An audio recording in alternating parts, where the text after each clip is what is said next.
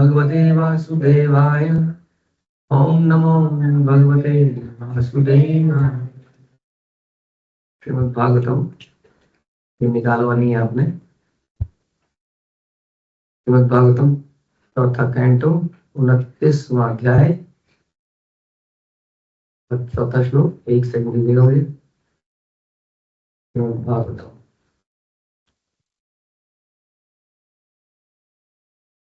तो talk between Narad and king प्राचीन बरही।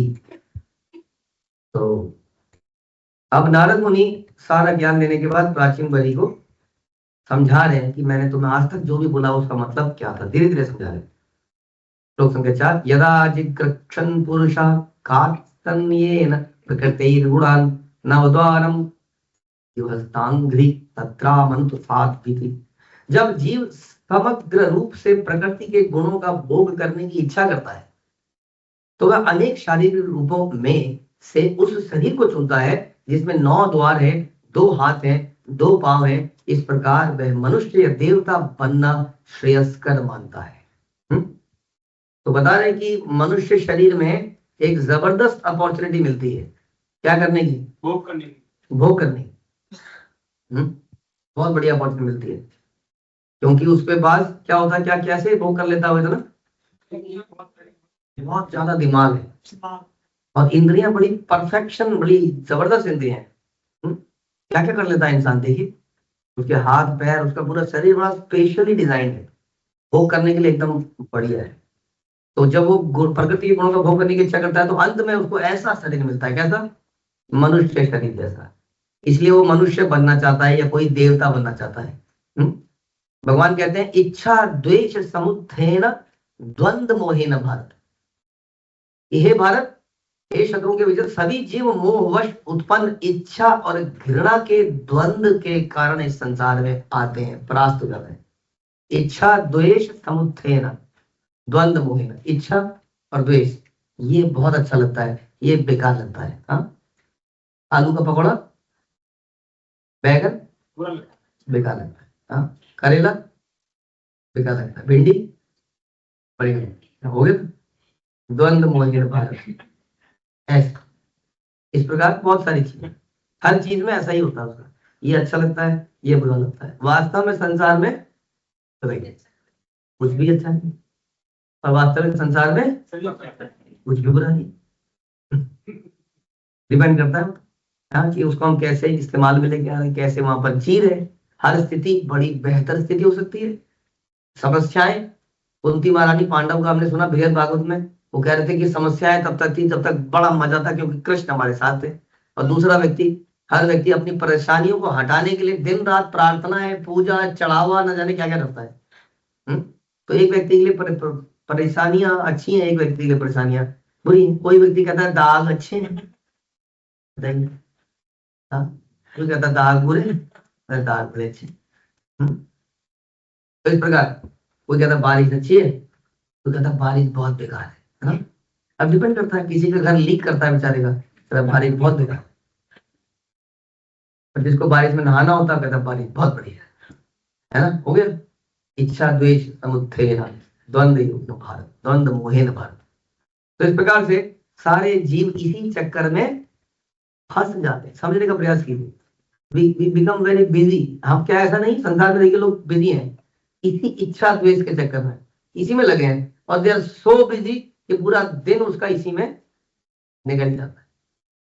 ये करें या ये करें, ये खरीदें या ये खरीदें, बस चॉइस चॉइस चॉइस। और ये जमाना धीरे धीरे चॉइसेस बढ़ाता जा रहा है। जहां पर आप जा रहे हैं चॉइस ही चॉइस, हर चीज में। हाँ, display and all those things, choice. जितनी चॉइस आ रही है उससे उतना ही दिमाग खराब हो रहा है, आदमी उतना ही समय और ज्यादा लग रहा है। अब चॉइस बढ़ने से समय कम लगना चाहिए था, अब जितनी चॉइस बढ़ गई समय ज्यादा लग रहा है, क्योंकि वो डिसीजन ही नहीं ले पा रहा। नहीं नहीं शायद इससे बेहतर कुछ हो जाए। इस चक्कर में आदमी 25 साल में शादी लड़की ढूंढना शुरू करता है, 35 साल होती है उसको लड़की नहीं मिलती शादी करने के लिए, ना किसी को लड़का मिल रहा है। क्यों? वही बहुत सारी हो गई। हाँ, इधर इंटरनेट पे, उधर परिवार, उधर नहीं क्या, नहीं नहीं इसमें पहले तो कुछ ऐसा चक्कर ही नहीं था। तो शादियां 20-20 साल में रहती थी, 15 साल में रहती। अब शुरू तो कर देते हैं ढूंढने, लेकिन चॉइस। वो ये अच्छी है, ये बुरी है, ये अच्छा है, बुरा है। वास्तव में कोई भी पत्नी और कोई भी पति बुरा नहीं है। उल्टा भी कर सकते हैं। वास्तव में कोई भी पति अच्छा नहीं है और कोई भी पत्नी। तो ये सब डिपेंड करता है कि हम उस परिस्थिति को कैसे देखते हैं। जैसे शिला प्रभुपाद अपनी पत्नी से जब परेशान थे तो उनके पिताजी ने क्या कहा, उन्होंने कहा वेरी गुड, इसी के साथ। वो कहते थे मैं दूसरी शादी कर लूं। उन्होंने पिताजी से पूछा, उन्होंने कहा नहीं बिल्कुल मत करो, हाँ इसी के साथ रहो और जिंदगी से फ्रस्ट्रेट हो जाओ। और तब उन्होंने इतने बड़े काम किए, राइट। तो वो सिचुएशन भी उनके लिए अच्छी होगी। समझ में आ रहा है?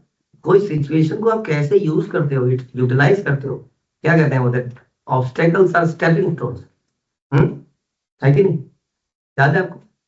एक्चुअली में लिटरली वो गधे की कहानी वो स्टेपिंग स्टोन था। जब कुएं में गिर जाता है, लोग ऊपर से मिट्टी डाल रहे होते हैं, तो घबरा जाता है, गधा था ना, कि मेरे को जिंदा ही दबा देंगे शायद। अब बताइए, लोगों का दिमाग खराब है। गड्ढे में गिरा हुआ क्यों दबाया उसको? वो अपने आप मरना है तो मर ही जाएगा, क्यों दबाया कोई उसको? मैंने मिट्टी डाल रहे हैं मेरे ऊपर, इसलिए क्या कर रहे हैं, मुझे दबा रहे हैं। मेरे बाल काट के मुझे दबाया जा रहा है। मेरे ऊपर इतनी सख्ती करी जाती है, मुझे क्या कर रहे हैं, दबा रहे। क्या होता है, कौन होता है ऐसा व्यक्ति? दादा। फिर उसने कहा मैं भी होने नहीं दूंगा। कैसी मिट्टी डाली तो उसने क्या किया, ऐसे कर दिया। हम भी तो ऐसे करते, तो मिट्टी चढ़ गई। तो मैंने देखा, करके दिखाओ करके दिखाओ। हाँ, तो मिट्टी डलती गई। वो जो लोगों ने कहा पागल है, कोई नहीं, आप अपना काम करो करो। वो मिट्टी डालते रहे, वो झाड़ता रहा। हाँ, फिर उसने कहा अच्छा। फिर उसने थोड़ा सा पैर ऊपर किया और ऊपर आ मिट्टी आ गई ना यहाँ तक। अब तो उसने पैर ऊपर कर लिया और फिर झाड़ता रहा। तो बहुत देर बाद उसको रियलाइज हुआ, ये मैं तो ऊपर आ गया, उसको पता ही नहीं चला। इस प्रकार से वो धीरे धीरे ऊपर आ गया। इस प्रकार से हम धीरे धीरे ऊपर आ जाएंगे, बट जानते ही कहाँ है उसको, पहचानते ही कहाँ है इस चीज को। हम तो उसको कोसते रहते हैं जो मिट्टी डाल रहा है। हाँ, मुझे दफनाने की तैयारी चल रही है, मुझे मारने की तैयारी चल रही है। तो आप किसी परिस्थिति को कैसे देखते हो? This is a perfect example of obstacles are stepping stones. हाँ, अगर पहाड़ में चट्टाने ना हो तो क्या चढ़ना ही मुश्किल है। और चट्टान, आप कहोगे पहाड़ कितना बढ़िया पहाड़ था, ये चट्टान ना होगी तो, अरे उसी को पकड़ पकड़ के तो चढ़ना है। तो जो परेशानी हमारे जीवन में, तो देखने के ऊपर है कि वो वास्तव में परेशानी है। हर चीज को आप कैसे कृष्ण की तरफ जोड़ सकते हो, ले सकते हो, हमारे ऊपर है। नहीं तो आम आदमी क्या करता है, इच्छा द्वेष समुत्थेन द्वंद्व मोहेन भार। ये अच्छा हो गया तो भगवान को भूल गए, बुरा हो गया तो भगवान को भूल गए, ज्यादा बीमार पड़ गए तो माला करना छोड़ दिया, और ज्यादा सुख, घर में शादी थी तो क्या हुआ, माला करना छोड़ दी। इच्छा द्वेष, या तो ऐसा होगा या ऐसा होगा। अब भगवान कुछ और कहते हैं, यह समा सुख दुख सो अमृतवाय कल्पते, जो श्लोक, जो सुख दुख में एक जैसा बना रहे, आगे चलता रहे, उसी को अमृत प्राप्त होता है। समझे? ऐसे नहीं जो सब बढ़िया बढ़िया था तो कर लिया। तो ये बता रहे हैं मूलतः जीव आध्यात्मिक प्राणी है, लेकिन जब वह भौतिक जगत का भोग करना चाहता है तो नीचे उतर जाता है, भूल जाता है अपने असली स्वभाव को। और किस चीज में पड़ जाता है, इस शरीर के चक्कर में पड़ जाता है।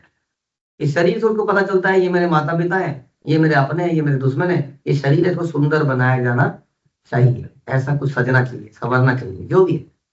और इस प्रकार से वो फंस जाता है, किंतु अपने अधम कार्यों के कारण वो निम्न योनियों में चला जाता है, जैसे पशु वृक्ष जलचर इत्यादि। विकास की क्रमिक क्रिया से जीव पुनः एक दिन फिर से मनुष्य शरीर धारण करता है। कैसे? अपने अपने उसकी वजह से, बताइए। अरे कैसे वो मनुष्य शरीर प्राप्त करता है?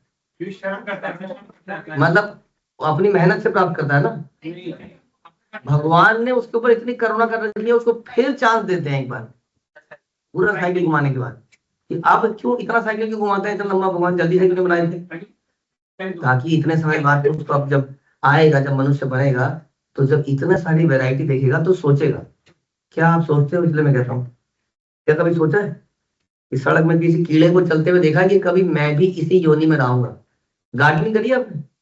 गार्डनिंग करते हुए कई बार हम खुरपी मारते हैं तो क्या होता है? केंचुआ बीच में से कट जाता है।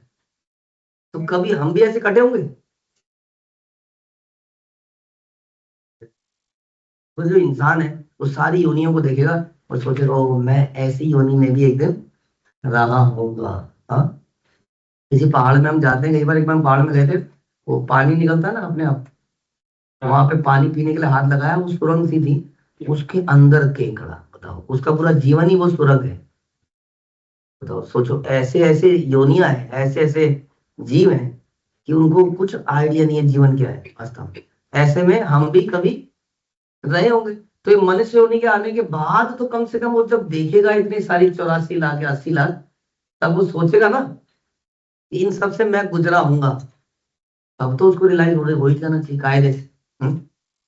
ये बताते हैं। किंतु यदि वह अपनी स्थिति को समझने का अवसर हाथ में जाने देता है हाथ से, फिर भी रिलैक्स है, हाँ, एंजॉय करो, नाचो गाओ, तो वह पुनः विभिन्न शरीरों में फिर से गिर जाएगा। ये तो हमें सुनाई दे रहा है, अब तो समझना चाहिए। If you miss this opportunity तो क्या होगा?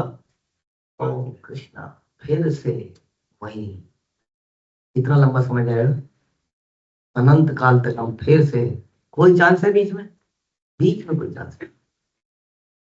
जीव इस भौतिक जगत में क्यों आना चाहता है, इसे समझना कठिन है। आर्य परिवार में जहाँ मांसाहार, मद्यपान, द्युत यौनाचार आदि पर प्रतिबंध है, जन्म लेकर भी लोग इस वर्जित वस्तुओं का भोग करना चाहते हैं। हाँ, इस प्रकार की घटिया चीजें करना चाहते हैं, जुआ खेलना चाहते हैं, नाचना गाना, अवैध संबंध बनाना चाहते हैं। ये इच्छाएं जीवों के अंतःकरण में पहले से विद्यमान रहती हैं, पहले से ही है। किंतु कुछ जीव इन घृणित कार्यों को भोगने में लग जाते हैं, और बाकी लोग भी जो देखते हैं वो क्या देखते हैं? अरे इसकी लाइफ कितनी बढ़िया है, कितना मजा आ रहा है। हम फिर से वही बात आ रही है, हम सर मुंडवाए खड़े हुए हैं, बैठे हुए हैं, हाँ, अपना जीवन का कुछ आनंद ले रहे हैं। ये लोग कितना बढ़िया आनंद ले रहे हैं, इतना मजा आ रहा है इनको। The grass is always green on the other side. दूसरे की थाली का लड्डू हमेशा बढ़िया लगता, बड़ा लगता है। और इसी प्रकार से हमें लगता है कि वो कितने मजे में है, वो देखता है हम कितने मजे में, वो देखता है वो कितने मजे में है, और हम उसकी कॉपी करना की कोशिश करते हैं, वो हमारी कॉपी करने की कोशिश करता है, और ऐसे ही सब लोग परेशान रहते हैं। तो जीव जितना ही पतित जीवन की अभिलाषा करता है उतना ही नीचे गिरता है। नहीं, कोई पतित जीवन की इच्छा करेगा क्या? ये क्या बोल रहे हैं? कह रहे हैं जो जितना पतित गिरना चाहे उसके लिए भगवान ने उतने लेवल का शरीर बना रखा है। ये समझ नहीं आया, इतना कोई गिरना क्यों चाहेगा? करने से करता है, भोगने के लिए।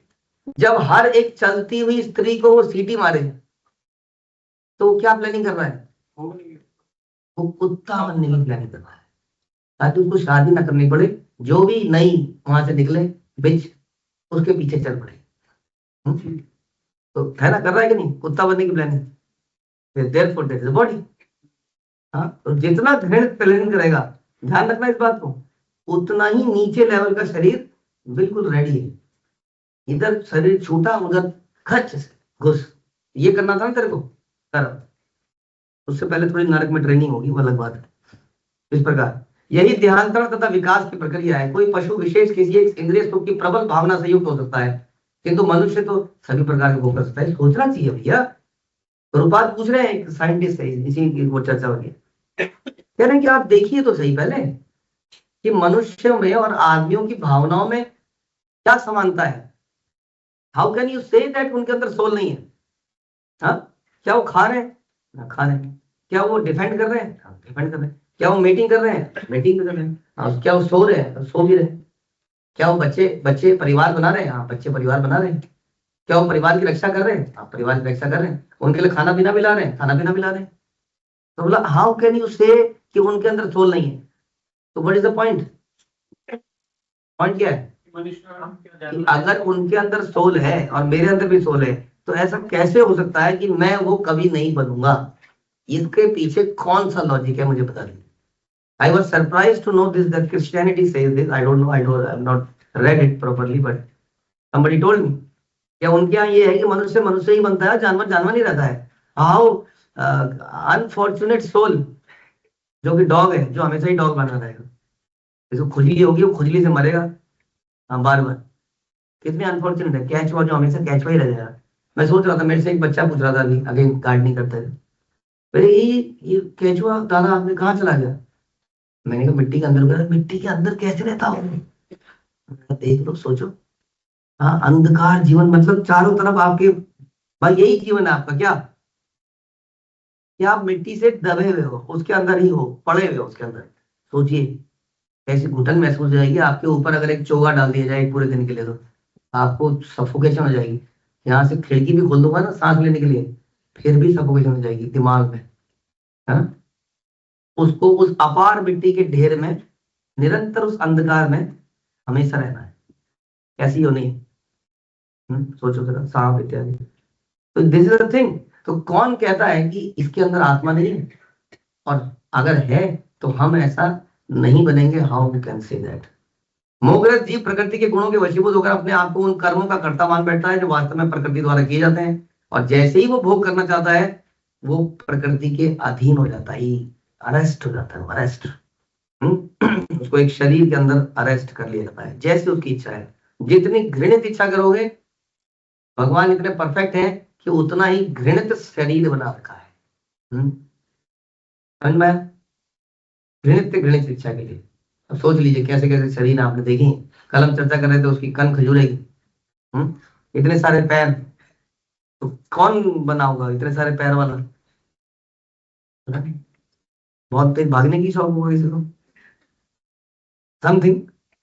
कुछ ऐसा डिजायर और कर्मों का कॉम्बिनेशन है जिसके आधार पर भगवान एक शरीर बना देते हैं, उस शरीर में हम चले जाते हैं। कुछ अपना बिजनेस फैलाए रखता है, तो बिजनेस फैलाए रखता है। अच्छा, ये कह रहे हैं चारों तरफ जो पैर फैलाए रखता है, उसके हजारों पैर बनाए थे, ले फैला ले।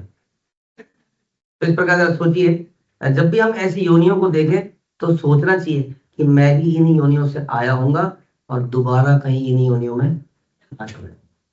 हरे कृष्ण। चलो, प्रभुपाद की जय। ग्रंथ राष्ट्रपति।